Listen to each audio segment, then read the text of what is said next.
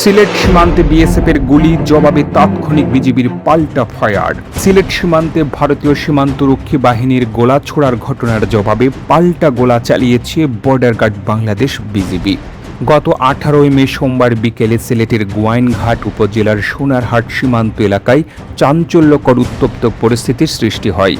কোনো প্রকার প্ররোচনা ছাড়াই ভারতীয় সীমান্তরক্ষী বাহিনীর হঠাৎ চড়াও হওয়া এবং গোলা ছোড়ার ঘটনায় মুহূর্তের মধ্যে সীমান্তের শান্ত পরিবেশ রণক্ষেত্রে পরিণত হয়। তবে দেশের সার্বভৌমত্ব রক্ষায় বিজিবির অকুতোভয় জওয়ানরা এক চুলো ছাড় না দিয়ে তাৎক্ষণিকভাবে পাল্টা গোলা বর্ষণ করে বিএসএফকে জবাব দিয়েছে। প্রাপ্ত তথ্যানুযায়ী 48 বিজিবির নিয়ন্ত্রণাধীন সোনারহাট সীমান্ত এলাকায় সোমবার বিকেলে বিএসএফ অতর্কিত গোলাবর্ষণ শুরু করে। ভারতীয় বাহিনীর এমন আগ্রাসী আচরণের মুখে বিজিবির সদস্যরা বিন্দুমাত্র বিচলিত না হয়ে পেশাদারিত্বের পরিচয় দেন।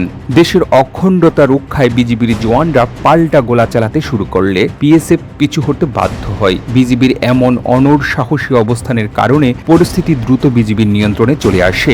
গতকাল 19 মে মঙ্গলবার বর্ডার গার্ড বাংলাদেশের পক্ষ থেকে পাঠানো এক সংবাদ বিজ্ঞপ্তিতে এই রোমাঞ্চকর অভিযানের বিস্তারিত তথ্য নিশ্চিত করা হয়েছে। বিজিবি সূত্র মারফত জানা গেছে, দুই পক্ষের এই গোলা বিনিময়ের ঘটনায় সীমান্ত এলাকায় ব্যাপক উত্তেজনা সৃষ্টি হলেও স্বস্তির বিষয় এই যে এতে কোনো পক্ষেই হতাহতের ঘটনা ঘটেনি। বিজিবির বলিষ্ঠ পদক্ষেপের ফলে বড় ধরনের অপ্রীতিকর পরিস্থিতি এড়ানো সম্ভব হয়েছে। বিজিবির পক্ষ থেকে স্থানীয়দের স্পষ্টভাবে জানিয়ে দেওয়া হয়েছে, তাঁরা যেন কোনো অবস্থাতেই অবৈধভাবে সীমান্ত অতিক্রম না করেন। এছাড়া সীমান্ত এলাকায় যে কোনো ধরনের অননুমোদিত কর্মকাণ্ড বা উস্কানিতে পা না দেওয়ার জন্য সর্বসাধারণকে সতর্ক করা হচ্ছে।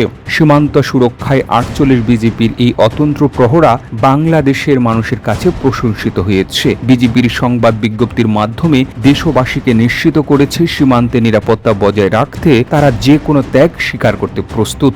এই ভিডিওটি আপনি বাংলাদেশের কোন জেলা থেকে দেখছেন আমাদের কমেন্ট করে জানিয়ে দিন। আমরা পরবর্তী ভিডিওতে আপনাকে ধন্যবাদ জানাতে ভুলব না। আরও ভিডিও দেখতে বিশ্ব বাংলার পেজটিকে লাইক করুন, কমেন্ট এবং শেয়ার দিয়ে সবাইকে দেখার সুযোগ করে দিন।